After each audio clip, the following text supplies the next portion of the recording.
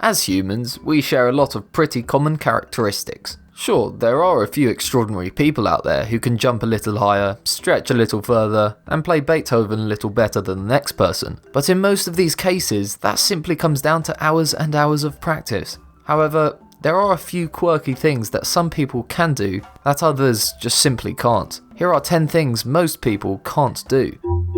Amazing! Number 10. Wiggling your ears. This is an apparently useless feat that, it is estimated, 10 to 20% of the world's population can manage with ease, using muscles called auriculars to control the movement of their ears. While it might not be all that common in humans, it is pretty common in the animal kingdom, with cats, dogs and horses all being able to control this part of their anatomy with ease, helping them detect where specific sounds are coming from. In humans, however, wiggling one's ears is a vestigial feature. This means that it is something that would have been useful to our ancestors, but isn't all that useful anymore. For this reason, ear wiggling is most common in people whose parents can also do it, and have passed on the wiggling gene. Science is much less clear on why some people can retain this gene, and others don't. There is also an extreme form of ear wiggling called dyskinesia, where people lose voluntary control of their movements, and ear wiggling turns into a series of spasms and tics. Number 9. Rolling your tongue. This is one where the trait is actually relatively common, with around 65% of the population being able to roll their tongue. The theory behind why this is fairly simple, at least it used to be. Tongue rolling is inherited from parents. If one or both of them were tongue rollers, then you'd probably be a tongue roller too. However, some people now think this explanation is a little oversimplified. Talking to Mental Floss, Professor John H. MacDonald points to tongue-rolling children born to parents who can't roll their tongues as examples that the inherited theory is wrong. MacDonald believes tongue rolling is more to do with the environmental issues, where people pick up the habit at an early age, or in some cases, he suggests, it might simply come down to an inexplicable quirk, like how you were positioned in the womb. Number 8. Licking your elbow with your tongue. This is a quirk that a lot of people have been saying for years is impossible. It is possible. It's just that the percentage of people who can do it is really small. Best guesses of the percentage is 1% or lower. Apparently, the Guinness Book of World Records gets around 5 claims per day from people thinking their ability is noteworthy. There doesn't appear to be any hard science as to why some people can do this and others can't, but best guesses appear to be that the lucky few who have this gift are born with an especially long tongue. Number 7. Rolling your eyebrows.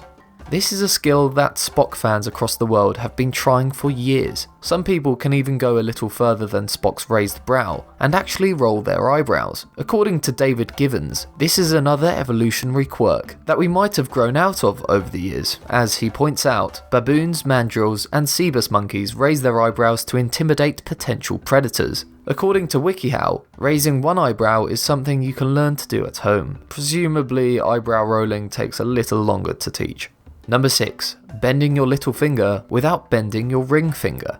Try bending each individual finger independently of the other one, starting with your thumb. Chances are you got as far as your middle finger and started suffering from some issues. This is because your middle and ring fingers are attached to the same muscles, so these two tend to move together. Similarly, it's almost impossible to move your pinky finger independently of your ring finger, although with a lot of practice this one can be overcome, which is helpful if you plan on becoming a concert pianist, that is.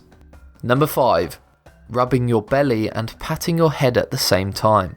This is one we've all probably tried at school. It's difficult to pull off because we're attempting to move both our hands in opposite directions at the same time. For a nice variation, you could always try to pat your belly and rub your head. Eventually, most of us should be able to master it though. The trick is to start with rubbing your belly, as patting should be the easy part. Unlike a lot of examples in this video, this trick does have some practical benefits, as it helps to improve coordination, and can have a positive impact on those learning to juggle or play musical instruments, among other things. Number 4. Twitching your nose. Perhaps made famous in the popular TV show, Bewitched. Twitching your nose is really helpful if you're a 60s sorcerer. Otherwise there doesn't seem much point to it. However, that doesn't mean some of us can't give it a try. Elizabeth Montgomery, who played Samantha in the TV show, apparently got pretty fed up of being asked to twitch her nose in public. So much so that when the show ended, she simply refused to do it anymore. If you haven't mastered the art of the nose twitch and suddenly find it quivering involuntarily, it could be the sign of nerve damage or dietary issues. Number 3. Moving one eye independently of the other.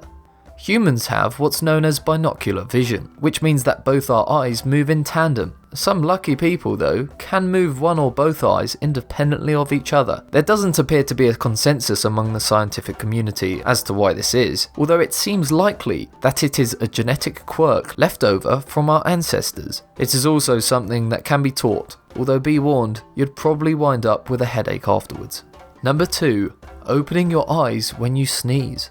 For the vast majority of us, sneezing with our eyes open is completely impossible. This is because our nose and eyes are linked by cranial nerves, so that when we sneeze, the power of the action travels up the nerve to the brain and down to another to the eyelids, making everyone blink as a result. There is no specific reason as to why these nerves are linked, and no reason we would need to close our eyes when we sneeze. In fact, there are a few lucky people out there who can keep their eyes open when they sneeze, and contrary to some medical myths, doing this won't actually make your eyes pop out.